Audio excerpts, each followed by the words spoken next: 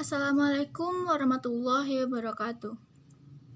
Baiklah, pertama-tama, marilah kita panjatkan puja serta puji syukur kita atas kehadiran Allah Subhanahu wa Ta'ala yang telah memberikan rahmat serta karunia kepada kita semua, sehingga kita dapat berkumpul pada kesempatan kali ini. Salawat serta salam tak lupa kita hadiahkan kepada Nabi besar Muhammad SAW. Baiklah, pada kesempatan kali ini, kami selaku kelompok akan menyajikan sebuah artikel. Adapun judul dari artikel kelompok kami yaitu Gambaran Siswa Mengenai Pendidikan Seks di SMA Negeri 3 Pariaman.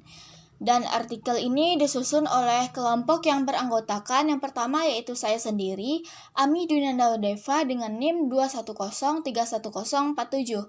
Yang kedua yaitu Astri Humaira dengan NIM 2103156.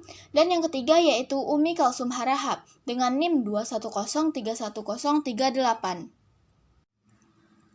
Nah, yang pertama kita masuk ke dalam latar belakang. Pendidikan seks merupakan kegiatan untuk mengajarkan mengenai kesehatan reproduksi, yang tujuannya untuk mengajarkan betapa pentingnya kesehatan reproduksi itu baik bagi laki-laki maupun perempuan, apalagi di saat mereka sedang mencari jati diri yang mana mudah dipengaruhi oleh hal-hal negatif. Nah, disinilah tugas kita para mahasiswa yang berpendidikan dan mengetahui seberapa pentingnya pendidikan seks bagi kita sendiri, terutama anak remaja atau sekolah.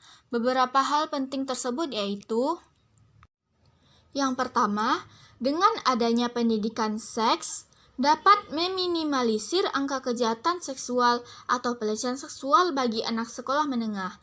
Yang paling menyedihkannya adalah pelaku kekerasan tersebut, mayoritas sebanyak 88%-nya adalah guru di sekolah itu sendiri, dan 22%-nya itu merupakan kepala sekolah tersebut, dengan kasus kekerasan seksual di jenjang SMP sebanyak 23,53%, sedangkan di SMA sebanyak 11,7%.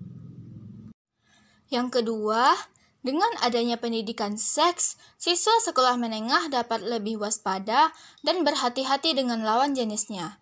Dan yang ketiga, dengan adanya pendidikan seks, siswa sekolah menengah dapat mengetahui apa saja ciri-ciri dari seseorang yang ingin melakukan kekerasan seksual pada mereka. Dengan adanya pendidikan seks, tidak ada lagi anak sekolah yang tidak tahu atau tidak sadar bahwa dirinya tersebut sudah menjadi korban kekerasan seksual atau pelecehan seksual. Karena kasus-kasus tersebutlah, kami memilih tema pendidikan seks bagi anak sekolah menengah. Karena kami ingin menjelaskan seberapa pentingnya pendidikan seks ini bagi anak sekolah menengah, yang mana saat inilah jiwa mereka menggebu-gebu serta penasaran akan banyak hal. Nah, kita masuk kepada yang kedua yaitu metode. Pada penelitian gambaran siswa mengenai pendidikan seks di SMA Negeri 3 Pariaman dilakukan dengan menggunakan metode kuesioner atau angket.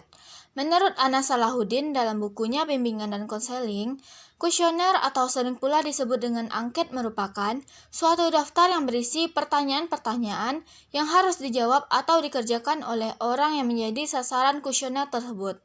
Pertanyaan dalam kuesioner bergantung pada maksud serta tujuan yang ingin dicapai.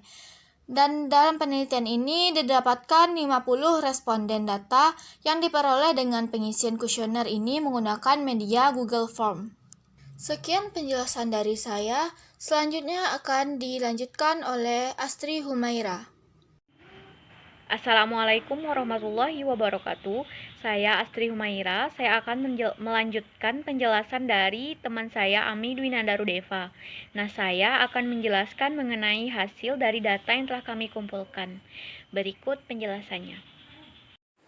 Oke, baiklah. Kita lihat gambar diagram pertama. Nah, diagram pertama ini menyajikan hasil mengenai pemahaman siswa tentang pendidikan seks. Apakah siswa tersebut tahu akan pendidikan seks ini atau tidak tahu?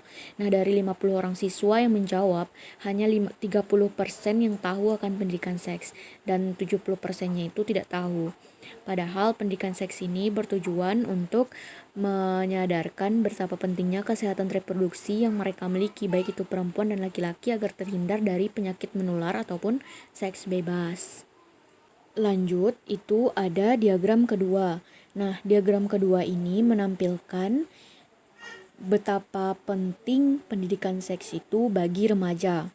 Dari 50 orang siswa yang menjawab, nah 10% dari 50 orang itu menjawab tidak penting. Nah, 90%-nya itu sangat penting.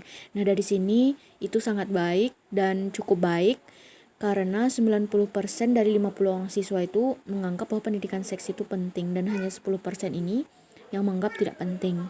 Kita tahu bahwa pentingnya pendidikan seks ini bagi remaja itu bisa membuat remaja tersebut bisa menjaga dirinya dari hal-hal yang tidak diinginkan atas seperti pelecehan seksual dan lain-lainnya. Nah, gambar yang ketiga ini menyajikan apakah orang tua pernah memberikan penjelasan mengenai pendidikan seks. Nah, dari 50 orang yang menjawab itu hanya 40% yang menjawab pernah dan 40% yang menjawab tidak pernah. Dan lebihnya yaitu 20% itu jarang sekali. Nah, yang 20% ini sangat disayangkan sekali karena harusnya informasi pendidikan seks yang dini sekali itu harus didapatkan dari keluarga, yaitu dari orang tua itu sendiri, karena peran orang tua dari pendidikan seks ini sangat penting untuk menjaga anaknya dari hal-hal yang buruk. Nah, diagram batang yang keempat ini menyajikan hasil dari data dari mana saja informasi tentang pendidikan seks ini didapatkan oleh siswa-siswa ini. Nah, dari 50 orang siswa yang menjawab, 70% dari 50 orang siswa ini itu mendapatkan informasi mengenai pendidikan seks dari media sosial. Nah, dari guru itu hanya 30%, sedangkan dari orang tua yang paling sedikit yaitu 20%.